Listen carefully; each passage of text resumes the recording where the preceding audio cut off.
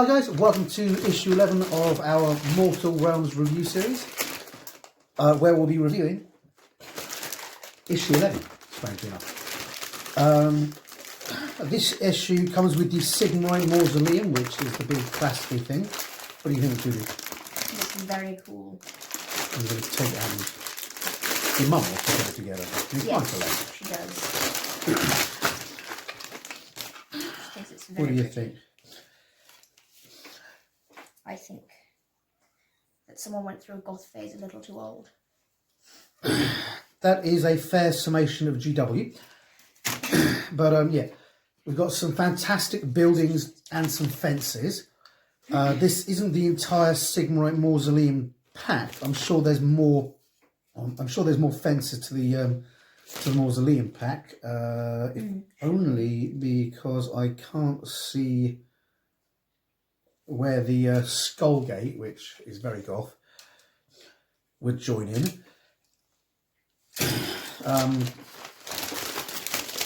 Sigmarite. No, but that goes with those ones. Because it's not on this side, but it is on that side. It might, but there's no No. thing to hold the joins on, unless the joins just stick on, which I don't think they do. You can see you've got, let's have a look. Looks like two buildings there that stick together, which are going to be good line of sight blockers to hide units behind and hide individual guys behind. Got a lot of really decent work in there. It's quite thin compared to a lot of the other stuff that GW are putting out now. A lot of the other stuff GW are putting out now is more solid. It was released in 2011, or at least that's its copyright on there. So this piece of scenery actually predates Age of Sigmar, and was actually brought out for Warhammer Fantasy Battle. I think it was still called a Sigmarite Mausoleum then, but it could have been called anything. So yeah, whatever. But it's got a lot of really good detail. What do you think, Julia? It's fancy. It's fancy. There's no such thing as too old for goth anyway. Oh, tell her, I just noticed, if I'm looking at the picture there, and the parts there are three buildings to this. You've got the two actual sort of grave buildings, and then the little sort of kind of rectory thing where I don't know if you'd fit a person in there.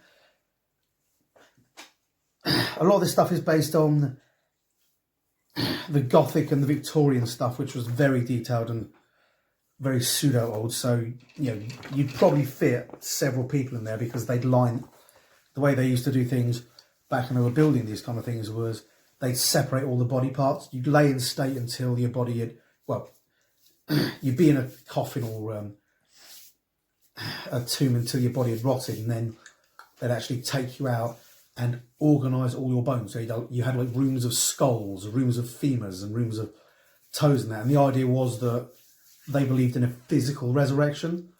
So they had to keep all the bits of you around and organised and labelled so they could put you back together when the rapture came, which is very weird. But then again, people are very weird. Let's have a look. We're going to page 1, obviously signed by Ian, the Lord of Sigmar that he is. First bit here, so from atop is Dracoth, Melkoristan, probably, Lord Celestant, Silas the Untarnished, that's an odd name, leads the gleaming host, a warrior chamber of hallowed knights. Silas the Untarnished. It is a little old. With his mate, Bill the Quite Clean, and Frank the Could Do With a Buff.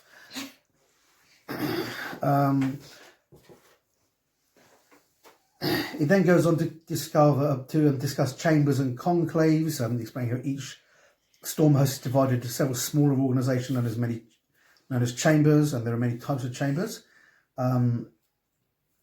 Warriors in each chamber belong to a conclave, and the conclave is made up of a particular type of warrior. For example, within a warrior chamber, a Redeemer conclave is made up of frontline soldiers, Well, the Justicar Conclave supplies ranged troops, and I'd imagine that's so they can train together, work together, fight together, and organise them as they feel is appropriate. We've got some more colour schemes here, as if we didn't have enough. Got the Hallowed Knights, the Celestial Knights, the Fists of Sigma, the Knights Aurora, and the Azerite Arbiters, whatever. Upwise. That's how you say it. So they all look very cool. Next part is 1,000 Storms.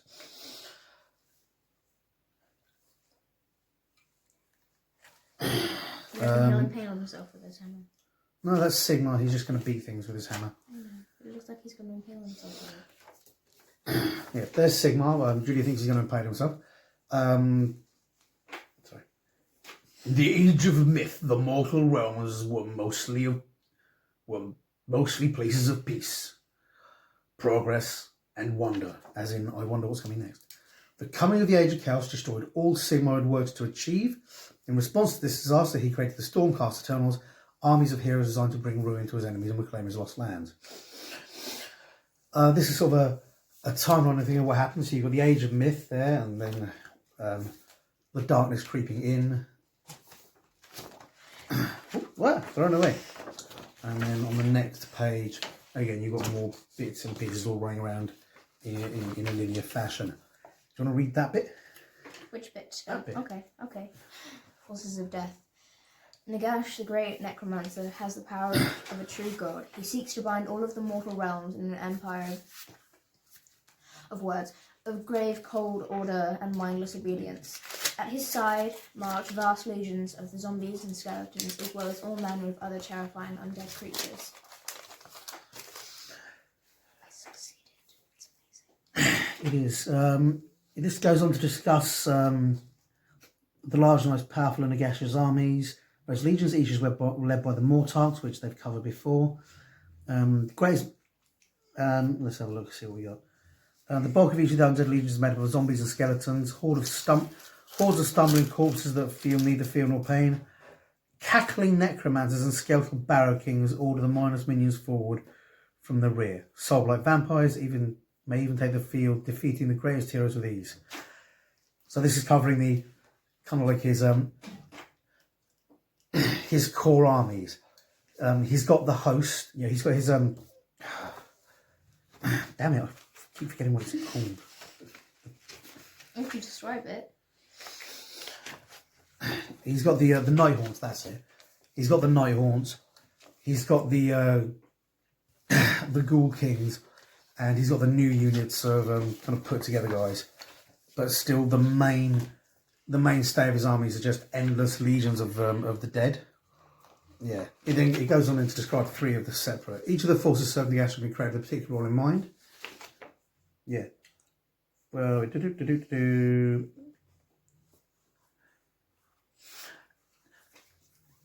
He then goes on to describe the cannibalistic flesh-eater courts, the Night Haunts, and the Ossiarch Bone Reapers, which are three new kind of specialist forces that have been called in creation under Nagash. The Ossiarch Bone Reapers are led by the Mortarch Catacross.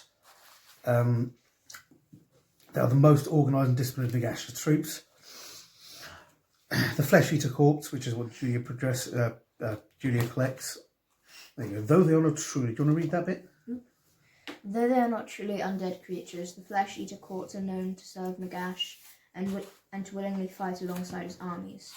Nagash often orders them into lands he wishes to conquer, hoping that they will spread their curse, infecting more mortals with a cannibalistic taint. This allows Nagash's armies to sweep in and conquer what remains with ease.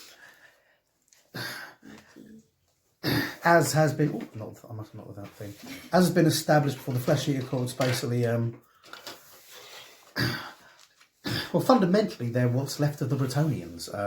There may be pure Bretonnians out there, there probably are, but these guys think they're noble and clean Bretonnian lords, where in fact they're rabid ghouls. They're completely mad. And lastly, they've got the Night Haunts, which are what we're collecting now. with this. They rose in great number after the Necroquake. Nagash appointed Lady Orlando, the Mortok of Grief, to lead them. They used as shock troops to smash into the enemy and send them fleeing. Which sounds weird because the models are quite delicate. You think the Ossiarch Bone Reapers would be the shock troops, but the fact that they can go through walls and can't be hurt and, you know, probably following their own insanity makes them ideal for shock troops. Next, we've got Battles of Bone and Ash. There's a nice story about a combat. Where you go? About combat between the undead and the storm hosts. On the fiery ash plains of Ashki, Nagash's undead legions rose from within a volcano, which is pretty impressive. Hopefully, the volcano wasn't active. Again, badly. To plague the forces of order, the fury-bound chamber of the Celestial Vindicators intercepted the advancing dead at the Battle of Bone and Ash. Amid streams of spitting lava and volcanic rubble, the two forces clashed. I don't know how that happened. I'm not sure that even the undead could withstand rising up through a live volcano. They just get burnt to a crisp. You know, and even crispier crisp than before. And then we've got a great story there about the battle, which I'm not going to read to you because I don't want to spoil it. And that covers 2 pages. Next, how to build the Sigmarite Mausoleum. This one's actually fairly straightforward. I was right about the gate. It points out, says here, you'll notice that there are some pieces left on the sprue. After you finish building the models, keep hold of these as you'll be receiving the rest of the Sigmarite Mausoleum in a future issue of Mortal Realms. You will need these extra pieces. You will need these extra pieces in order to assemble the rest of the kit. So the skull gates don't attach to this anywhere, so don't try and attach them. You'll just be kind of wasting your time. And potentially 2 really cool pieces. It's got the clipper safety there. Obviously, be aware of the clipper safety. You don't want to slip and have an entire arm off. And it's got the how to build bits there, which include how to build the entire Sigmarite Mausoleum. There are bits it's got there that are not on this, on these sprues. So you'll need to keep this to reference back to.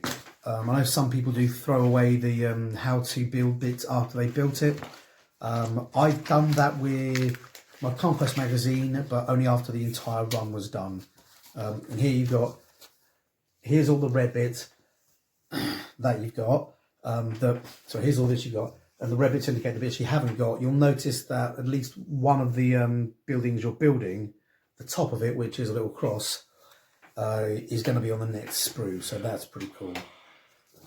So that's all pretty awesome. Then we've got Between the Tomb and Terror, which is the next battle bit, which me and Julie are going to try and get some of these battles done now we've got some time. We're all in the tons of schoolwork. Between the tons of schoolwork, yes. She's got more schoolwork in lockdown than she had in school, which is a bit mental. But we're on lockdown, so as of tomorrow, we're going to try and start shooting some more videos, just to try and A, put stuff out to keep you guys entertained, and B, stop ourselves going slowly insane. It's a bit too late for that one. It may well be. But here we've got 3 of the Castigators, sorry, going through the mausoleum and fighting the chain rasps on the map we've got already. Battlefield terrain. We've got rules of battlefield terrain. It's got a very specific layout where you're going to put it. It's got war scrolls for the castigators and the chain rasps in here, which I think we've already got. But it has special rules. Until now, you have not had to worry about navigating over or around terrain, and have only been able to move up to the value on the war scroll. In this playthrough, we show you how models interact with terrain, as well as introducing running to the movement values. So that's going to be interesting. They've also got the special rules of burst celestial energy. For each hit roll of a 6, the unit scores D3 hits. and fly. The chain rasps have fly, which basically just says this unit can fly. There's explanations of both those rules there, so that's another bit to lay in. Then it's got you playing through. It's showing you how to move over terrain and how to fly, which will be interesting. I think me and Julie are going to try and play this one fairly soon because it's much more complicated. And then it goes through the battle, the damage, the saves, and allocating wounds, as it's done in previous issues. And at the back we've got the War Scrolls. Again, we've had these War Scrolls before, but each time they give them to us, they're giving us extra bits. The Sequitors, which again have Great Mace Blast.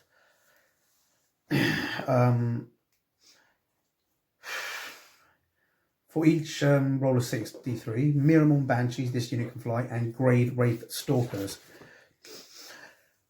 this unit can fly. So that's going to be interesting to see. Next, I'm going to get a new Stormcast Eternal, a Night Quester hero, which is cool. And then the week after that, we're going to get Abaddon. Sorry, I'll show you the picture. And the week after that, we're getting Abaddon Black, a Dry Brush, and Mechanicus Standard Grey, which is a great one for doing bases with. Nothing yet for you, Julia. So sad. So we look forward to that. I want to apologise, this came out a day late because the magazine came into my local shop a day late because of the lockdown. Also, somebody attacked them with a shovel and threatened to kill them, which meant the shop had to close down yesterday. So even had it arrived just late yesterday, they wouldn't have had it out till today because people are going weird with this. Yeah. If you're out there worrying about the coronavirus, just stay isolated, wash your hands, use a mask, avoid people, follow the government rules. 90% of, well, I'm not saying 90%, a huge percent of people, it won't really be a problem to. It's only people like me, because I've got quite heavy asthma, and the elderly and people with underlying conditions that you need to worry about. So, do your best to stay healthy, do your best to slow it down, because, if I die, I can't do any more reviews. It's lovely. Hope you guys enjoyed this. Hope you guys are safe. Hope you guys are working things out and surviving as best you can under this tiny apocalypse. Don't worry. All the health experts were saying, it should be mostly over in 3 months, and then we'll be getting antivirals and vaccinations by kind of the end of the year thing. So hopefully this won't disrupt anyone's life too much.